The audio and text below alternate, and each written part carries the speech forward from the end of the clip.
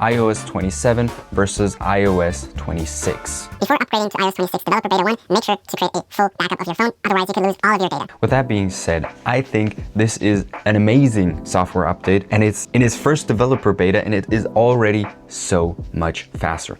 I have two devices here, one running iOS 27 developer beta and one running iOS 26. These two devices are some of the oldest devices that run iOS 27. I'm gonna test these out. So if these two improve in speed, then pretty much every other phone should be even better performing. And I can tell you this already, these are amazing. This is my personal phone, and after upgrading it, it has become so much faster. It is insane. And to prove to you that these speed gains are actually real, I've got the same exact model with iOS 26, so we can compare these two devices in speed and overall usability. And just before we get started, why did I upgrade? That's a good question. I got this phone specifically because it's supposed to distract me less. It's supposed to be annoying and not fun to use. And so actually it being slow was meant to be a feature, but it still got on my nerves, and that is why I said I'm gonna try and update it,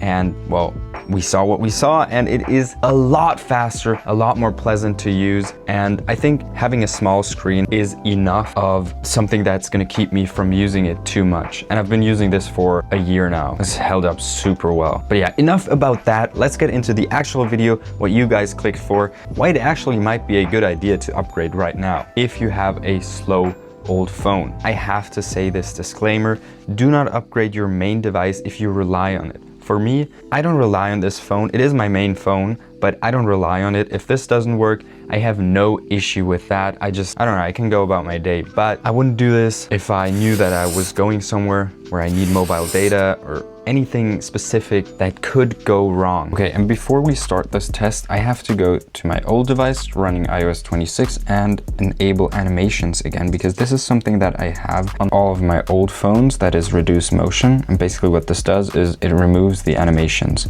up to a specific point. It doesn't remove them completely. And now you can see everything takes a lot longer and it doesn't look as smooth. Now the next thing I'm going to do is I'm going to clear out all the apps from the app switchers, and then we'll get into some app testings. Let's go for the clock app. Okay, roughly the same, even with animations. Let's go to settings. I'm going to have to play that back on video because I can't tell in real life. So there's no huge speed gain here. Let's do App Store. Okay, that was definitely, but maybe because I've never been to the App Store on this phone. No, that's not true either, but something, it just gave me this weird pop-up and it took way longer. I gotta say, I like the design. I've set it to full liquid glass as much as possible. I think it's a bit too much, but yeah. If it's opened once and you don't have a lot of other apps open, it's gonna be super fast, obviously. Let's try some other apps that I might have to censor. Let's try phone. Okay, so it's a little faster on the iOS 27, doing specific things within apps, not just launching apps. That never has been that big of an issue, but using specific apps has been pretty annoying. So let's go into Gemini. I've pressed the iOS 27 one a bit later, but it's still opened faster.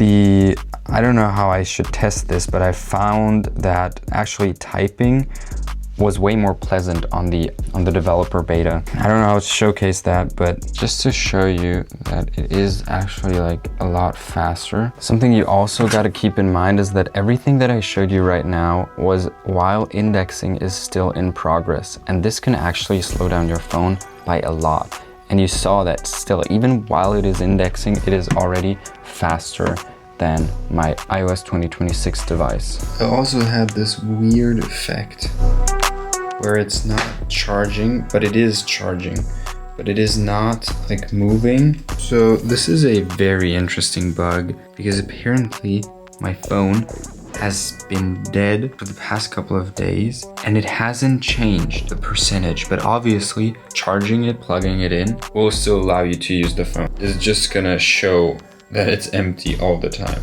So you don't know when to charge it, but I just plug it in whenever I can. And with that, I've had no issues. So let's see if after a reboot, that does fix most of the bugs most of the times. So let's see if a restart can actually fix this bug. There we go. I can see my battery percentages again. A simple reboot, restart fixed everything. Very nice. And that's it for this video. 1 week of testing developer beta 1. It has been awesome so far, and I think it's only gonna get better as time goes on. So I'm excited to see what the future holds. If you don't want to miss out on future updates, hit that subscribe button, and I'll see you in the next one.